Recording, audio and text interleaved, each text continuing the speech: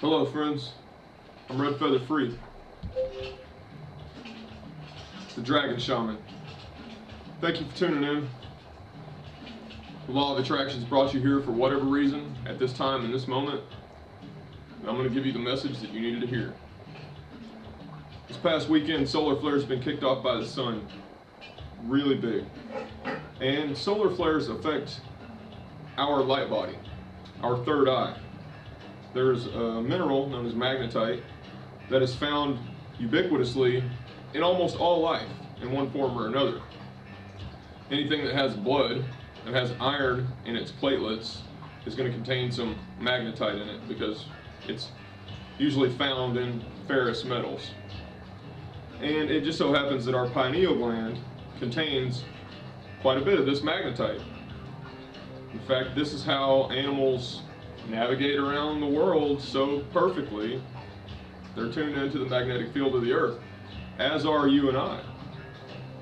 But we're bombarded with EMF waves and everything else like that, fluoride in the water, things intentionally keeping our third eyes dimmed and even closed from picking up on these vibrations.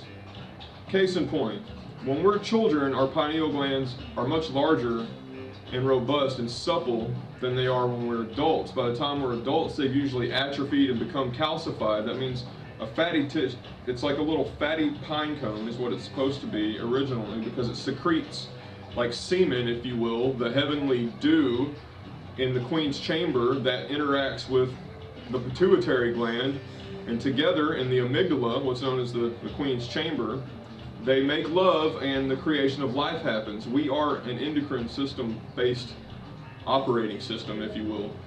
The pineal gland receives the message from light incoming into our eyes. There's an optic nerve attached to the amygdala which sends a signal into the queen's chamber, which is where the pituitary and the pineal pretty much receive simultaneous communications. This stimulates the master gland, the father, the pineal, to secrete whatever it needs to be it DMT, be it tryptophan, be it serotonin, anything. It secretes it, and it's going to regulate how to feel based on the perception of the situation. And it's not just light either, it's the vibrational feel of everything. And that's picked up on by the pituitary gland, which controls the rest of the body. And thus, if we need to fight, it'll turn on the adrenal glands and get us pumped up. Or if we need to relax, it'll slow down our heart rate. It's a beautiful system that operates like magic. And the thyroid gland issues out the magic messengers. So from the queen's chamber, where the mother and father co-create based off of the incoming radiation, a message is transmitted to the word, the throat chakra, the throat thyroid gland, which secretes T3 and T4 hormones, which are the master hormones. We call this Michael and Raphael, the two archangels, just offhand. And then they go, and the process is completely unknown in chemistry at this moment, in biochemistry or biomedicine, as to how T3 and T4 actually affect the regulation of our body's chemistry and the cells. So at a cellular level, this hormone that's secreted by the thyroid gland sends a message to all the cells in your body, and then they react accordingly. Now this is why it's so important to speak only what you want to come back at you, and good things, is because so, as within, so without. If the throat chakra controls all the cells in the body with magic messengers, if you will, T3 and T4 hormones, and gets them all in order, and can either affect good or bad cellular function, then, as Hermes Trismegistus teaches, as above, so below, and as I just said, as within, so without, your words are likewise going to affect the other cells around you in this body of Gaia that we're all contained in. Likewise, this leads me to why people are getting ill and why they're having allergies. And as I'm sitting to you, I'm in an artificial environment, so I'm a bit of a hypocrite. But I've been outside, and I live outside pretty much all the time. I go barefoot all the time. I get as dirty as I possibly can. I try to emulate my dog's lifestyle as much as I can. And I can tell you, just like Jean-Jacques Rousseau and all the other great philosophers have thought forever, that all of man's illnesses and problems are caused by his being in civilized society. We've made it happen to ourselves. Viruses and allergies and all this other stuff, I truly believe are Gaia's white blood cells trying to take out a foreign body. If we go back to living next to her, she'll caress you in her bosom. She'll love you. The teaching I wanted to bring today, furthermore than this, is on the tarot. I want to right a wrong that I found in the tarot deck and the ordering of the cards. Now, the band I'm listening to right now, Tool, they base their music upon Crowleyan themes, upon the Book of Thoth. And I've made another video showing you this. In the album, 10,000 Days, the album art shows clearly the Book of Thoth tarot deck. And you know how meticulous Maynard James Keenan and Tool are, so nothing is out of place. Everything is exactly as it should be. They want you to know. But what is in that book is not exactly right. Let me see if I can get this for you. It orders wands, cups, swords, and discs as the basic order of the tarot cards. And we know that the tarot cards in the Book of Thoth correspond to the Kabbalah tree of life. The 10 nodes of the 10 Sephiroth of the tree of life with 22 connecting limbs. So we have 10, 1, 2, 3, 4, 5, 6, 7, 8, 9, 10, which is the set of infinity, which can be summed up simply with the number 4. And then we have the 22 connecting lines, which are represented by the 22 letters of the Hebrew alphabet. And the first 10 letters of the Hebrew alphabet correspond 1 through 10, and then the 11th through 22nd alphabet correspond numerologically to all the other numbers, more or less. Now, this is not correct. That's not the proper order. I was given a dream revelation, a vision, due to the solar flares that have been impacting us over this weekend. And I saw a vision of a Magus standing with the sun over his right shoulder and the moon over his left shoulder, with the hood and a long beard.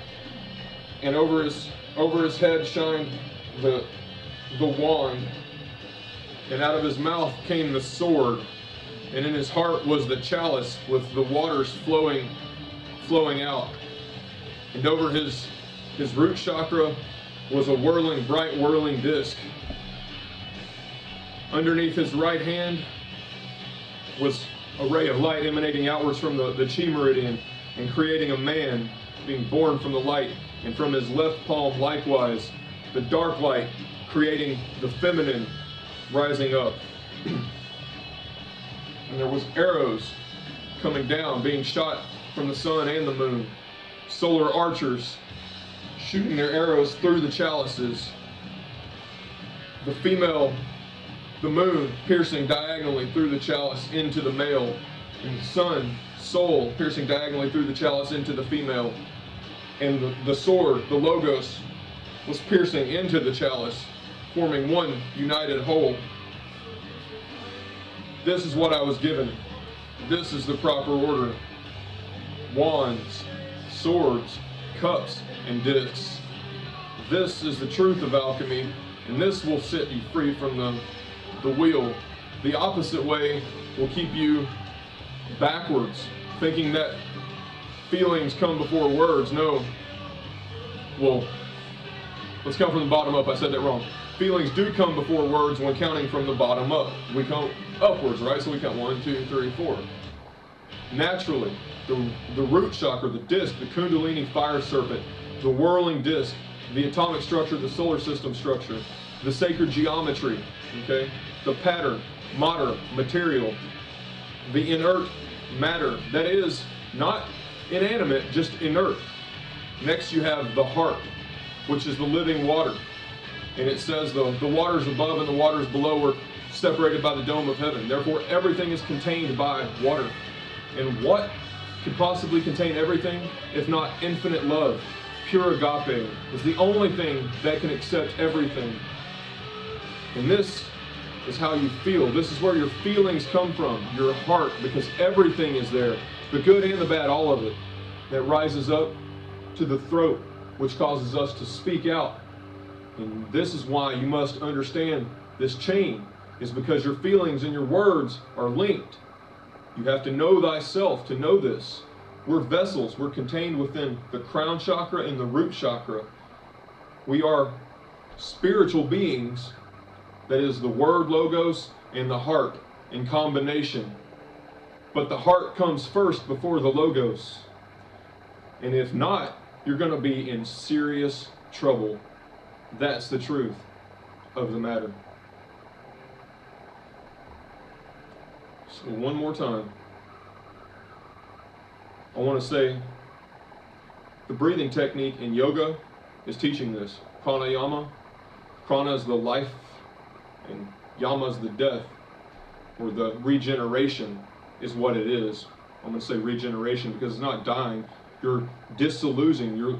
You're experiencing disillusion.